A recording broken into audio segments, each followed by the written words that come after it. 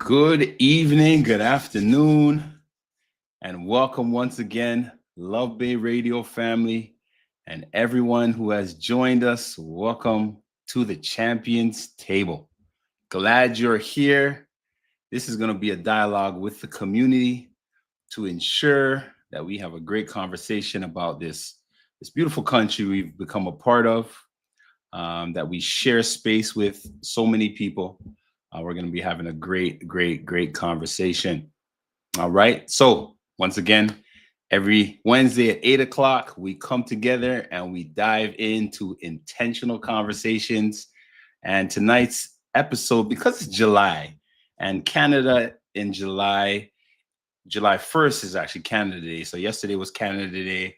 We had fireworks. People went out to the beaches and the parks and celebrated when this country was established, which was, I think, about 150 plus years ago. So been around for quite some time. Still a young country compared to other countries, but we've been around for quite some time. So we decided to have a conversation about the birth of this nation, but not just the birth of this nation, but what was this nation before? What was this nation before Confederation, before colonies came here? What did it look like? Who was it? Who were the people on it? And we want to have that conversation today, and also to discuss what will it look like in the future. Now that we're here, now that we've all been here, it's going to be a great conversation. So, listeners, our phone number here is 437-778-3299. Please call in so we can have this conversation together. Looking forward to having it with you. So one thing we always say at the Champions Table is men talk, women talk, but the truth can't lie, and the truth will set you free. All right. So that's what we're doing today. We're having that conversation, and I hope you enjoy. And always remember, I got my teacup today. It's always about positive vibes. All right. So we're going to have some positive vibes as we have this conversation. All right. Let me get into the conversation. All right. So in the spirit of reconciliation and reestablishing the history of this country before the colonial invasion, we have to truly search out who was on the land before we considered ourselves British or French and eventually Canadian.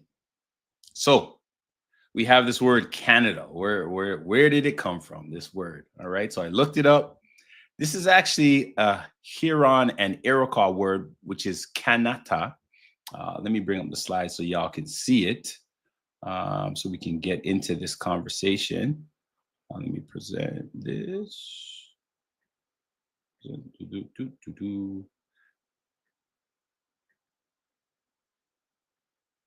All right. Awesome. All right. So birth of a nation, Canada before and now. Okay. So let's go on to the first one, and Canada, or that's how it is spelt before folks came here. Huron or Iroquois word, which means village or settlement. And if you look at the map, this was before, other settlers and so forth came to the land. We see these are the indigenous lands before Canada was considered Canada, and it was Kanata, right? Which meant village or settlement. And if you look at it, we have the Blackfoot, we got the Beaver, we got so many different Inuit, so many different people who were living on this land. And this is actually 1655. And then within the white, there is New France, which is the new settlement that was there. But the rest of the green, this was all the indigenous people that were here before. All right. And the reason why I'm sharing this is so that we can all be aware that the majority of us that have come to this country are coming from other lands, right? We're coming from other places. And now we live and share this space with the indigenous people that were here before us, right? And these are some of them that were here before us, that shared this land, that lived on this land, that respected this land, that cultivated this land, and so that we could have this land to share now, right? So It's a great opportunity to be here, but it's also something that we have to be responsible with. All right. Once again, phone number is 414-377-778-3299. Tap in, join the conversation so we can have a great one. All right. All right. So let's talk about it. So we've probably heard the word before, indigenous. All right. So what does the word indigenous mean? Let's get to it. Let's get to it. So the word indigenous, it means of people inhabiting or existing in a land from the earliest times of from before the arrival of colonists. All right. So before the arrival of people coming from other places, the indigenous people are the people who were on that land for thousands and thousands and thousands of years. All right. And so in Canada, we know who those people are, the indigenous people from different places. They were not all the same people. They were different, like Inuit, the Blackfoot. They were all living on this land and sharing this land before the colonizer or the colonized, those who colonized the place came, right? And so we still got to give homage and respect. I know a lot of times we do land acknowledgements, and those are great to recognize who exists, but those same people still exist today and live in our cities and live in our countries and are walking on our streets, and we still have to give that mutual respect to them, right? Yes. So we'll continue. We'll continue. And a quick thing to remind everyone is that indigenous people globally. So this means that the term is not solely for people who identify as indigenous people to our country, but also those who are indigenous to their native countries. All right. So for example, if you are coming from a place in the continent of Africa, for example, Zambia, if we want to give that an example, or Nigeria or Ghana, if you came from those places and your people have been there for thousands and thousands and thousands of years, then you are, yes, indigenous to that land as well, right? So the indigenous word is not solely for those who are here in this country, but also for those who are coming from other countries and have been in those countries for thousands and thousands of years. So you can be definitely indigenous to those places as well. All right. Very important. All right. We're going to move on. Wait. We will slow down. We got some more to talk about. All right. So let's talk about this. And I know that, I'm going to touch on some touchy subjects. Some people may not agree with me. Some people may agree with me, but we'll see. All right. We'll only find out if you log in and have the conversation with me. So as I drink some tea with my positive vibes, we're going to talk about this. All right. So we're talking about race. All right. Let's talk about it just a little bit. So whether you want to realize this or not, race has been a social construct. What do I mean by that? Race was created for a specific purpose. And what that purpose was, and I'll just be real with you, it was to exploit and divide humanity, right? Exploit and divide humanity. So they created these social or these racial classes to create racial hierarchy, right? Putting some at the top and some at the bottom in order to justify exploitation, right? And so before this notion of people and cultures and regions, we were defined and classified internally by the people and for the people. So you were classified within the region that you lived in, okay? There's no monolith, meaning of a particular people. So when we say white people, and when we say black people, and when we say yellow people, I hope we don't say that, but if we say that, Asian people, if we say that, we're creating this monolith when in reality that doesn't really exist, right? Because there are South Asians, there are people from Bangladesh, there are people from the northern part of Asia, where they're from China, from Japan. All these things, all these make diversity important and make diversity unique when we're talking about different people from different places. So the whole race thing where now we create monoliths can be dangerous, right? Because that's where stereotypes come in. That's where all these other things come in that are not necessarily true, because you can't classify a body of people that is so diverse, that is so wide and vast by just one color, if you understand what I mean. Diversity is very, very, very rich. All right. So we are not a monolith. We as humans cannot solely be characterized homogeneously based on skin color, because out of many, one people, one humanity, every nation, tribe, and people. Okay. That's what we're getting at the core of it. Okay. And that's why we need to have this important conversation about this country. All right. So, in my preparing for this conversation, I had to look into a couple of things, right? And one of the things I did look into is the Truth and Reconciliation Calls to Action. All right. So, the Truth and Reconciliation Calls to Action. That was one of the things I looked into. And you're probably asking, why would you look into that? Well, first and foremost, we discussed earlier that, and I'll go back in the slide so you can see it with your own eyes. Go back in the slide. You can see it with your own eyes. Before, we came to this country, before the British, before the French came to this country, the country looked something like the map that I'm showing you there. And so these people had established treaties. They had established things before everyone else got here. And this is why they were able to live and be amongst each other without there being any conflict. So when the British, the French came, they created and agreed upon certain treaties in that time so that they could carry on living on this same land with these same people.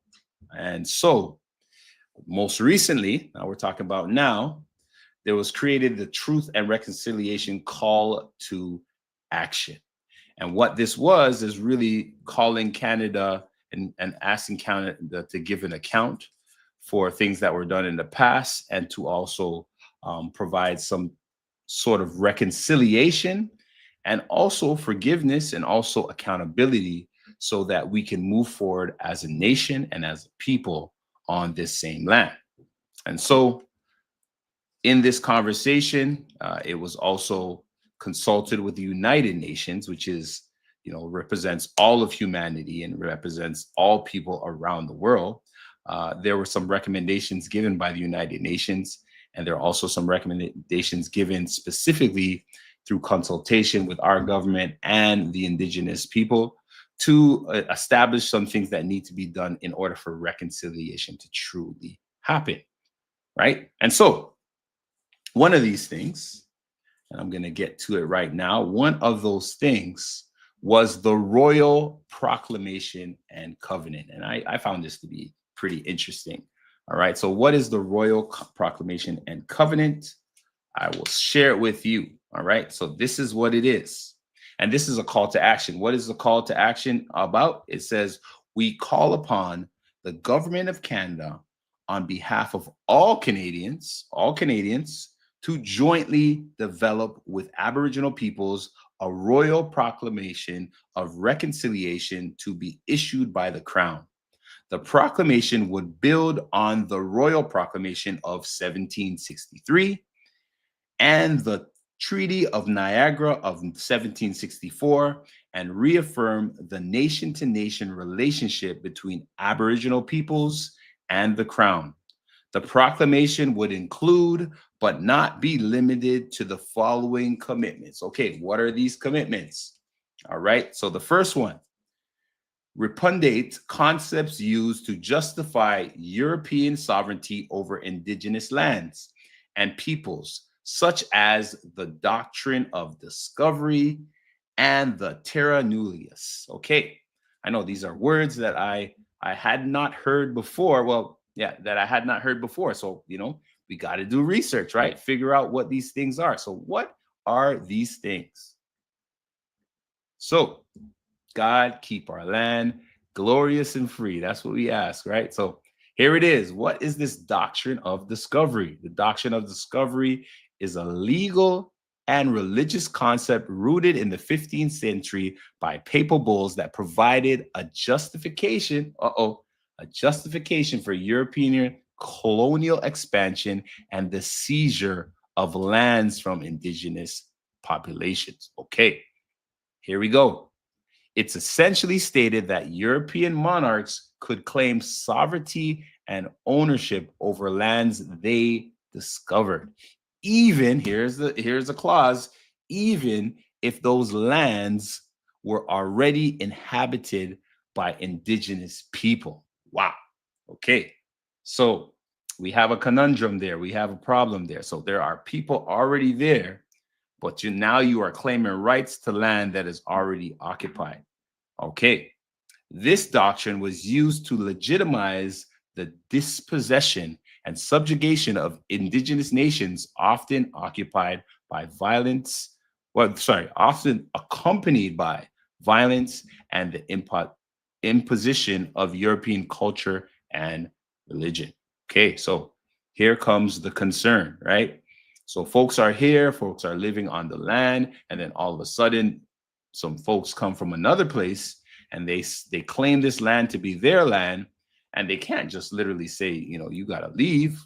But this is also accompanied by violence and imposition of European culture and religion. So they not only lose the land, but now they have to assimilate to the culture of those who have come, right? And hence we get the word colonization, right?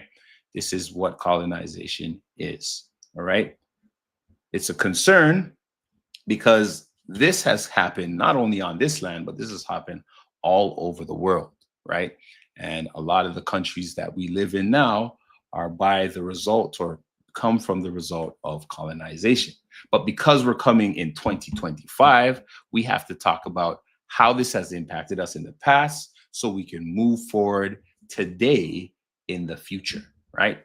Okay, so moving forward, there was also a legal doctrine of the terra nullius, which said land that is legally deemed to be unoccupied or inhabited is allowed for the crown to grant land to its colonial interests, right? So it's allowed for the crown to grant land to its colonial interests, including 70 to 80% of Canada's landmass to the Hudson Bay Company. All right. So if we're going back in history now, Canada takes the land from the indigenous and then takes this land and now gives it or sells it to Hudson Bay Company. Hence we get the Bay, right? This is the roots of the Bay, the true roots of the Bay, right?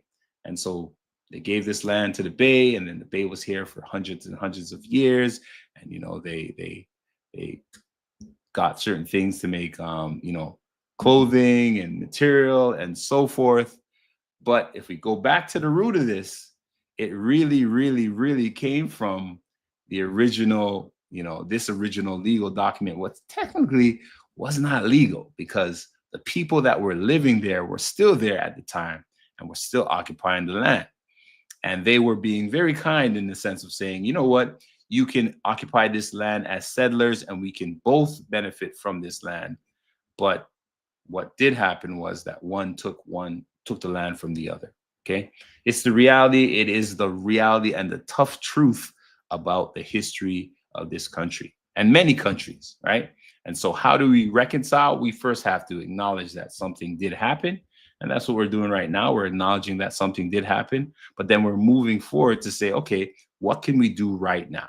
Okay. And so what is being asked is that we look at what was done before, and it says that we repudiate or we cease to believe this concept that justifies European sovereignty over indigenous lands and peoples, such as the doctrine of discovery.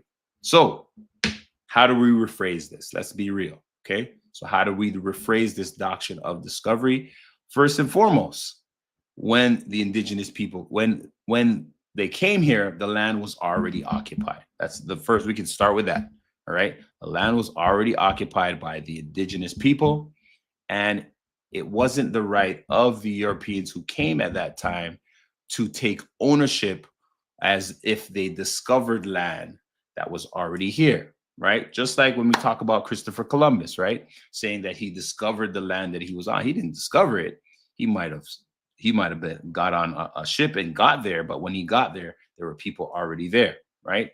And this is with any voyage, any discovery. When you travel around the world, you're going to realize that there are people that are indigenous to that place. So how do you now, in a peaceful manner, in a manner where you are sharing resources, how do you now share with the people who are there in order that both parties, those who are visiting and those who are already there, both benefit, right? We talked about the Silk Road. You guys probably know about the Silk Road, and that this was happening thousands and thousands of years, where different countries and different land masses would barter and share resources, and so that each country would benefit, right? The difference between that and this is that you're coming into a country and saying that you're now taking over the land. And I use this example, right? Imagine you're at your house, right? Somebody rings the doorbell, you open the door, they walk in, they say, "This is my house." How would you feel? Real talk. How would you feel? I know you would probably be like, "Are you on something for you to think that you could just come into my house and take it over?" But that was the same feeling that our indigenous brothers felt when the European or these different countries came and claimed this land as theirs. So how do we reconcile? That is one of the things that they have shared, that they would like to be no longer thought, that concept of European sovereignty over indigenous lands. So it was indigenous lands first, and the Europeans came after. Okay. Let's see. What else do they talk about? All right.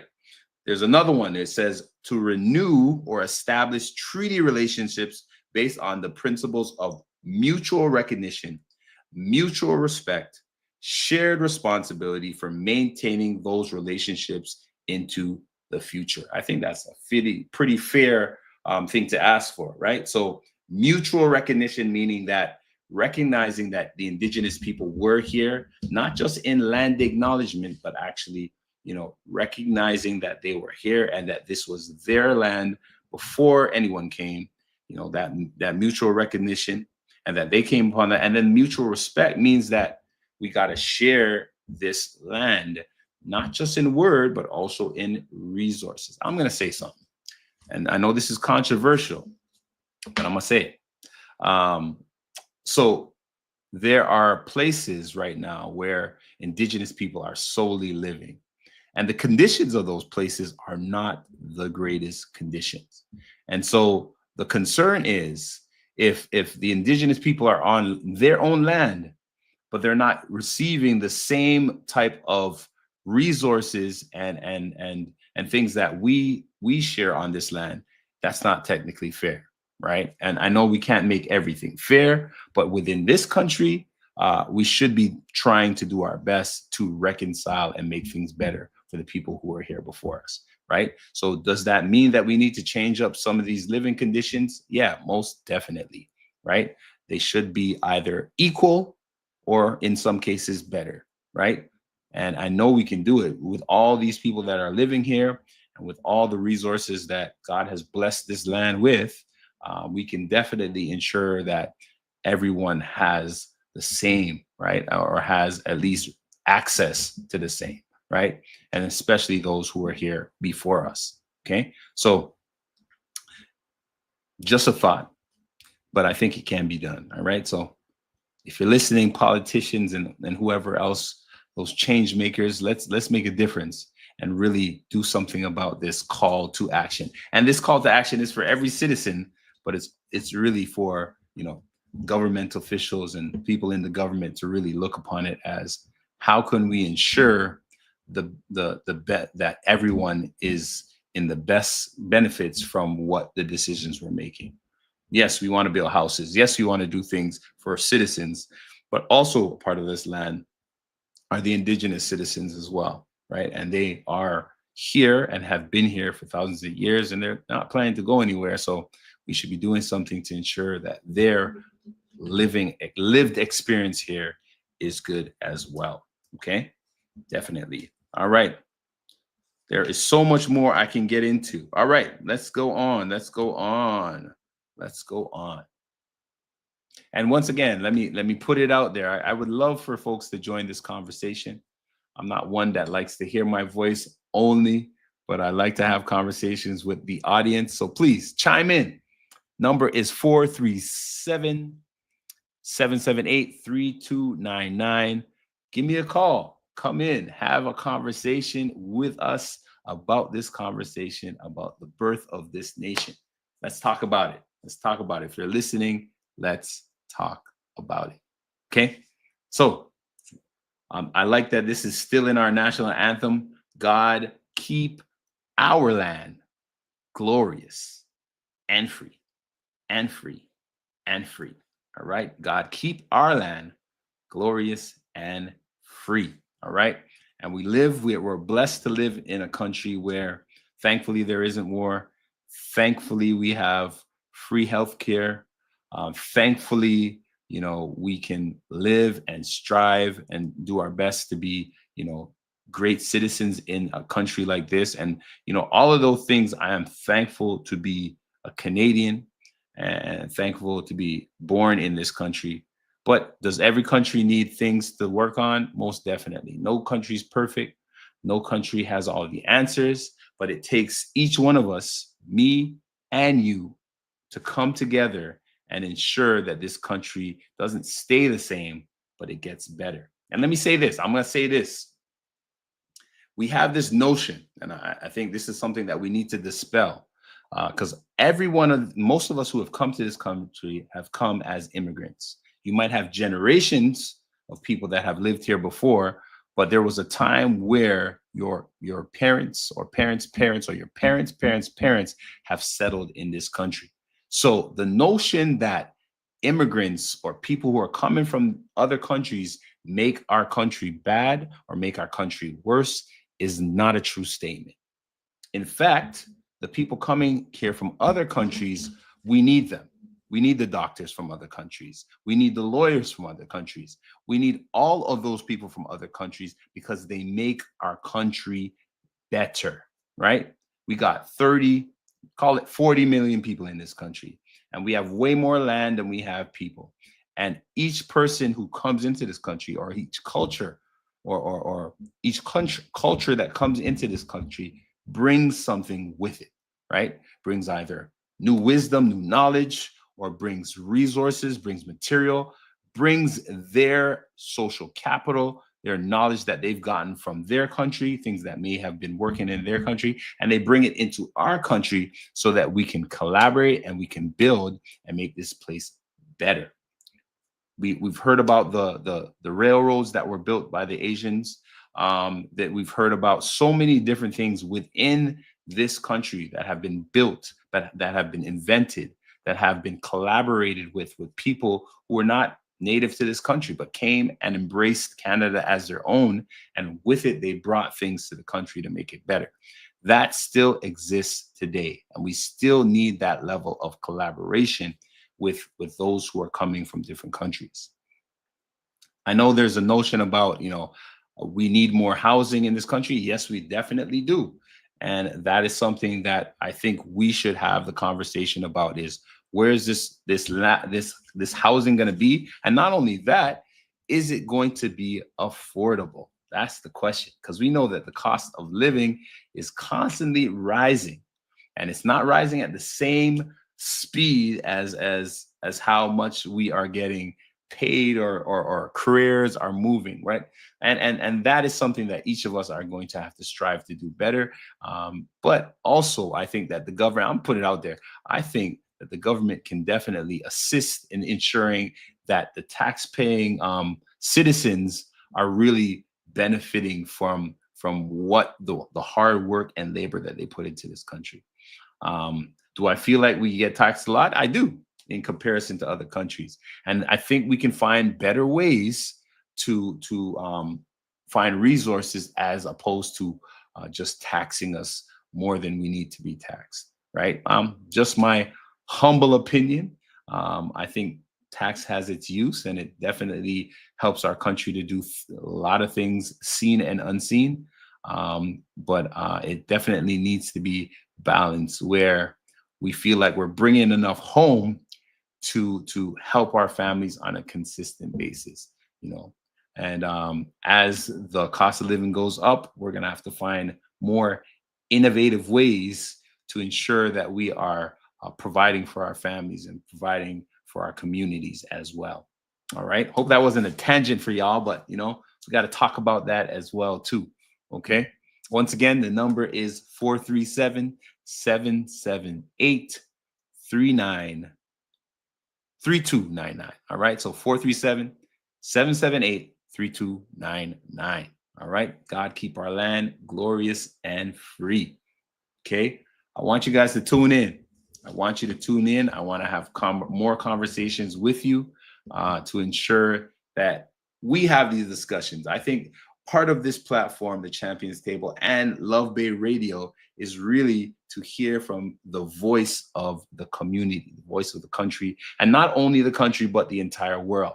And so we shout out those who are listening in from other countries, because you must and you can relate to a lot of what we're talking about. If you're from Australia, if you're from the UK, if you're from the African continent, or if you're from any country in the African continent, you definitely can relate. If you're from the Caribbean, you can relate to this conversation, because this is not just about Canada and what's happening in Canada, but this was a global experience for so many people, right? And so we're trying to shift that narrative in 2025 and shift it so that we can move away from the mistakes that were made in the past and move towards making solutions in the future right now, right? And who's going to make those changes? It has to be you and me, right? It has to be you and me. We got to make decisions to say, you know what? We saw what was happening in the past, and we can do much better in the future because we got to learn from our past, right? That's the goal, is to always learn from our past. Yep. So we're going to continue this conversation. I'm going to move on to the next slide. All right. And I've talked about this before, because before this notion, people and cultures and regions were defined and classified internally by the people for the people. What am I saying by that? Within the country that you were from, there were tribes. There were people from different regions, and you knew this, and you defined who you were. You were not defined by somebody outside of where you were, right? And so you created that definition, and your God-given identity was shaped before anything, right? And so it's not for folks to come in and define you; it's for you to define who you are, and that's how we defined everyone back before this notion of, you know, classifying based on skin color. All right. There is no monolith. And what do I mean by that? Meaning you can't classify one people by just a word. We're way more than that. Each of us are way more than that. Our cultures are way richer than that. Our experiences, our diversity is way more than that. We as humans cannot be solely categorized homogeneously based on our skin color or any other thing. There's so much more involved in what makes up a human being, so much more. And so this is something that I've heard from my heritage country, that my parents were from. It says, out of many one people, and you if you know where that comes from. But that statement is not just solely for that particular island. It is for the entire globe. Out of many, one people, meaning humanity. So every nation, tribe, and people, yes, we are still human, right? We are still human. All right. I'm going to share something with you. And I'm a spoken word artist, but I'm going to share something with you. All right. Affordable housing. Okay, let's. I got something coming in. I like this. I like this. So Jay says affordable housing is such a deceptive term. What can I afford? Hold on, let me see this. All right. Oopsie. Affordable housing is such a deceptive term. What I can afford, my friend, may not. Very informative conversation. Thank you. Thank you for sharing that, man. We appreciate it. Affordable housing is definitely a deceptive term because everyone's affordability is definitely different. That is definitely true. Definitely true. Thank you, Jay, for chiming in and sharing that word of wisdom. Let's keep it going, man. I like to hear from the audience, the community. Y'all are special, man. We want to hear your voices as well. All right. We want to definitely hear your voices. All right. So once again, I'll give you the number 437-778-3299. Let me say that again. 437-778-3299. All right. That is the number. Call in. Join the conversation. Please do. All right. So I'm going to share something with you. This poem I wrote a long time ago, but I'm going to let you hear it. It goes like this. Even the black pigeon is still a pigeon. Even the brown pigeon is still a pigeon. Even the white pigeon is still a pigeon. Blood red, why you grilling? Creator made, who's building? We. What we're crying for is equality. Made in his image, yo, we the same sea. One nose, one mouth, breathe air, humanity. Even the black pigeon is still a pigeon. Even the brown pigeon is still a pigeon. Even the white pigeon is still a pigeon. Blood red, why you grilling? Creator made, who's building? We. What I'm crying for is equality. Made in his image, yo, we the same sea.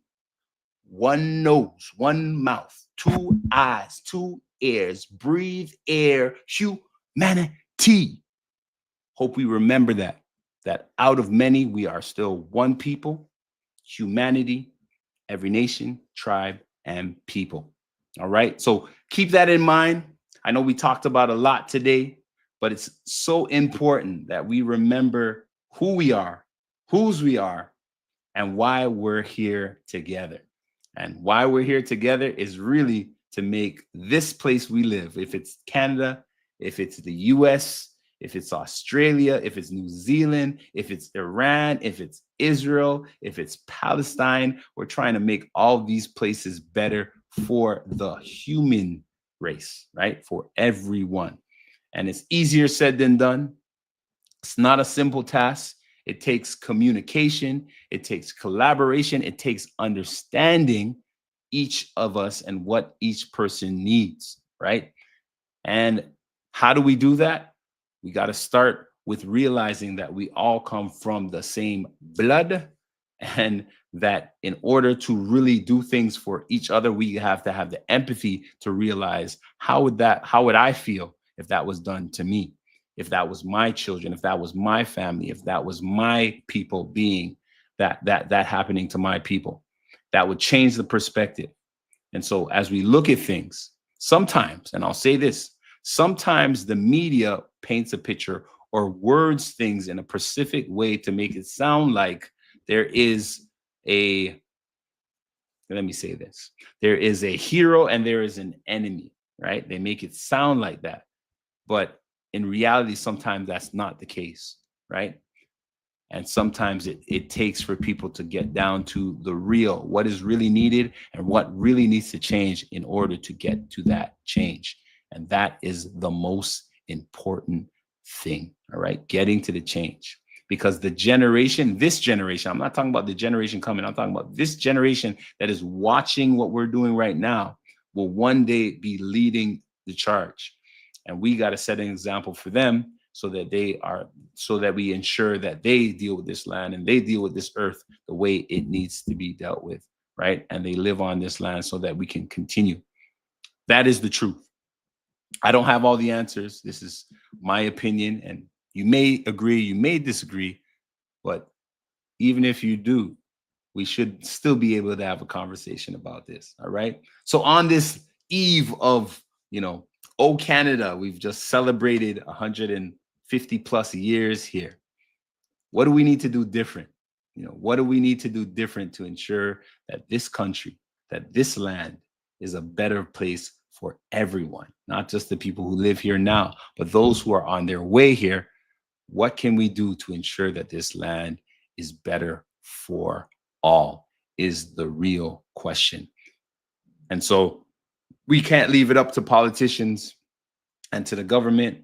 We, the people, have to collaborate with the government, senators, and I'm saying senators, politicians, I should say, politicians and people in government, in order to really hear from the community, hear from our neighborhoods, hear what is needed, and then find those things, find the resources. And sometimes those resources are people. Let me say that again. Sometimes the resources are people.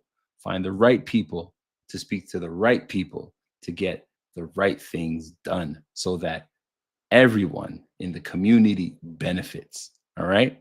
Definitely. Great conversation, Nigel. First viewer, Alonzo from Chicago. Yo, what up, Chi-Town? We see you, man. We appreciate you, man. Thank you for being here, brother. Thank you for being here.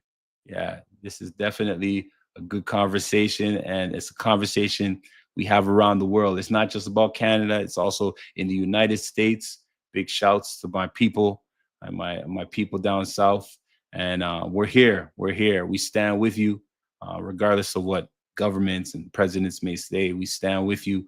We have been longtime associates and share borders, share land spaces, and we are here to support the cause for humanity, social justice, whatever you want to call it. We're here to stand for that, you know. And when we get there, we get there. That's what's up. Thank you all. Once again, Love Bay Radio, we thank you for creating this space, this intentional space, this safe space for all of us to have this conversation. Oh, let me give some announcements. There's some cool stuff happening in the future, the near future, and let me share it with you. So there's something coming up in the future. It's called Be the Light Youth Summit. That's happening on July the 12th at the Humber Valley United Church. All right. So Be the Light Youth Summit is happening at Humber Valley United Church, July 12th. Please look it up on Evite, sign up, be there so we can have a celebration and listen to some really amazing, motivational, empowering young people and people in the community who are doing great things. And also, why are we doing this? It is a scholarship. Yeah, you heard it. It is a scholarship that we are giving away to undergraduates, so high school students who are going into university or college, or undergrad students going into college or university. We are raising money. So there are many a host.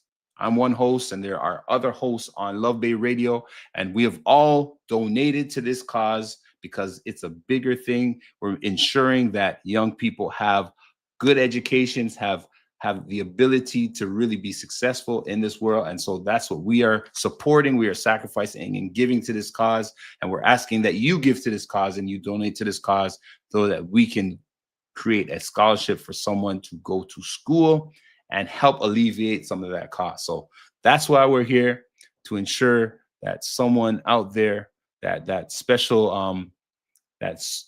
recipient will receive a scholarship that will help them towards their schooling.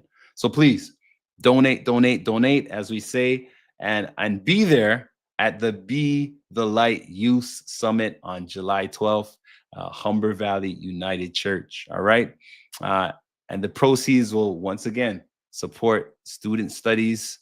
And it's a great way to support the community and to give to this generation for sure. So, as we say every time we have this conversation, we say men talk, women talk, the truth can't lie, and the truth will set you free. Thank you for joining us today.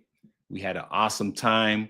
We hope that this information was valid for you and it's something that you can use to liberate and also educate so that we can all be great. All right. Have an amazing evening, wherever you are, whatever the time is. Have a good one, and we'll see you soon. From the Champions Table, I'm your host, Nigel. Be blessed. God bless. Peace.